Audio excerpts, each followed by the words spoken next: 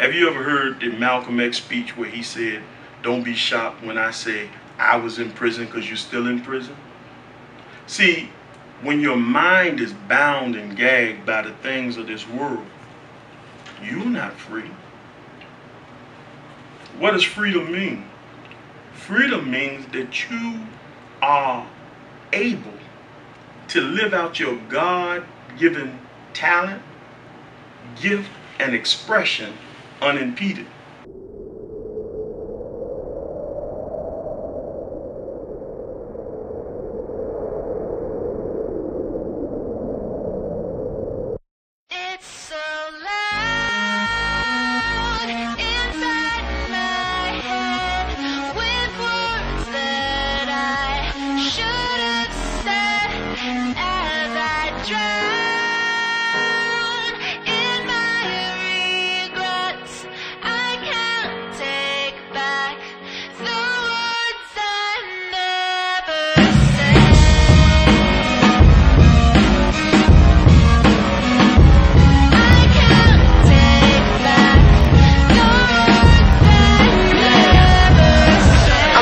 The war on terror is a bunch of bullshit. Just a poor excuse for you to use up all your bullets. How much money does it take to really make a full clip? 9/11 building 7, did they really pull it?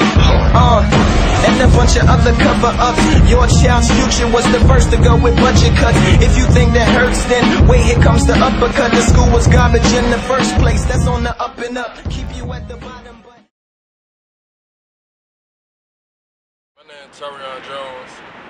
From North Virginia, better known as Young Money Yawn. I got this pills and water movement going on right now. Basically, with the pills and water movement, people might look at it like I'm basically talking about, drugs, promoting drugs, in the case of beta. But if you actually think about it, pill can be anything. Pill can be a Tylenol. If you're sick, take a Tylenol as a pain reliever. Basically, that's what all my blood. Give a person food for thought from, basically real life experiences. Like everything that I talk about, I really been through. And I'm just happy to have a person like, Michael Muhammad right here that been through some of the things that I've been through, but, a whole lot more for real. Just downtown North Virginia, chilling, just gonna, ask him a few questions about life from his perspective. The first thing I want to ask you is, like, being that we both from the hood, basically, an urban community, being that it's a recession right now in 2011, even more young African-American women shoplifting, prostituting, more young, African-American men robbing, selling drugs. But I want to ask you, all start from, the home. How the person was raised, or where they was raised, or, if that's not the case, that's what, people blame it on. Now, I want to ask you this, though. If you was to take a tally inside, the Norfolk City Jail or the penitentiary, or whatever the case would be, and you interview all of those people who have been convicted of, all of these harsh crimes, and, just figure out what type of background they come from. Did they come from a family that have, the mom and the dad, and, they was there for them the whole time, and something just went wrong, and they end up, going left? Or did that person, come from a household where they had only one parent or no parent, and, through pain, that's what they had to do, so they had to go and rob, or, they had to go and steal? Where a child and how a child was raised plays a major impact on life that they, or the route that they choose to take in life in general. Yes. In a simple answer, yes. But to give a more elongated answer and a more thoughtful answer, the environment is so profound on the mind of an individual that we reproduce in our life our experiences.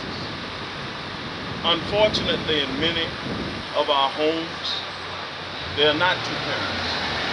And in the homes where there are two parents, they are not parents who have become versed in how to raise a family.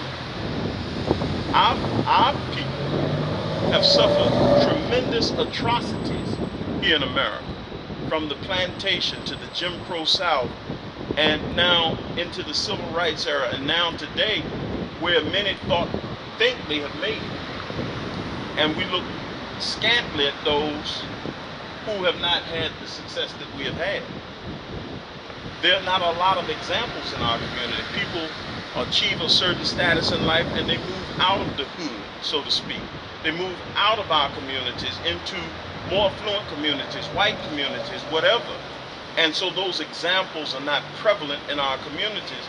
So many of our young men, young women grow up only having the example of what they experience in the home. And those examples are not always enough in order to establish a well-rounded human being. And the same token, always speaking on families, let me ask you this, even before your time, it was a day when the man, I'm the breadwinner. It was really a time where housewives was very common. These days it's not, when, you know, the wife can stay home and clean and cook, and, you know, the father, the kids go to school and the father, you know, work all day and he make the money and what the case would be. Now it seems like in 2011, times have changed. Now it's the female the one that's working. The male is the one that ain't working. Right. You know, driving her car. That's right. Dropping her off at work. That's right. You know, taking her income tax. You know, more so that these days more men are the crutch in 2011 than what we are used to in a traditional way of life, when the man will be the breadwinner, he walk out with his chest out, and that's the female not by accident. And the question I'm asking you, why do you think life done changed in that sense? It was not done in a vacuum. It was not by accident. That was a carefully, well thought out, orchestrated conspiracy. And I know many people hear the word conspiracy and they take it as an ugly word, but it was a well thought out conspiracy and attempt at the destruction of the family. You cannot have a well organized and well-rounded people without a well-rounded family. So how do you destabilize the family? You take the woman out of the house as the nurturer, and you take the man out of the house as the breadwinner. And now you insert the woman back into the house, but not in the role of a mother having a nurturing mentality, but as the breadwinner, absent the man, because her assistance comes from the government, which says that a man can't be in the house, yet we assist you. So now the government becomes the man. And the man's role is so diminished in family that the respect of father is gone. So when Mother's Day comes around, there's all of this pomp and circumstance. But when Father's Day comes around, it passes by unnoticed, even to the sick point where women are being told Happy Father's Day. So that type of situation didn't happen in a vacuum. It was well thought out and carefully orchestrated for the destabilization and destruction of family. You asked me earlier about young men and young women in prison.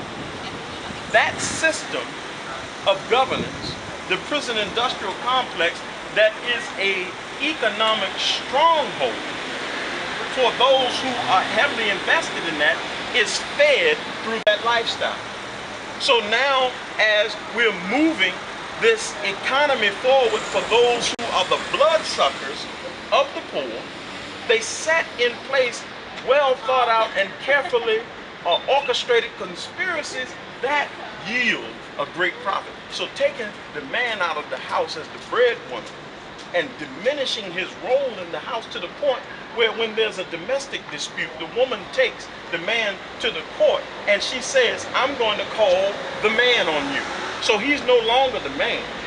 He's just a warm body to service her at night after a hard day's work. And our children see this, and the mindset that is derived from this is, a man can't do nothing for me.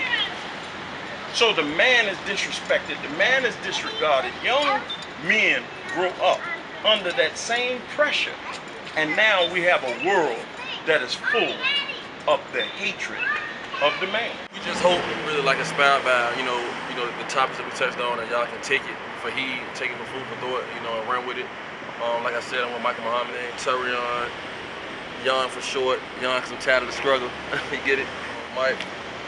I'm more happy to know you because you represent for me hope in those who, like you said, you're not much younger than me, but as a little brother, you represent for me hope because of the wisdom, the intellect that you possess, and the tremendous work that you do to produce change in the mindset of our people. The greatest thing that we can do is help to change the life of a new human being, another human being. But the reality exists that we still have work to do.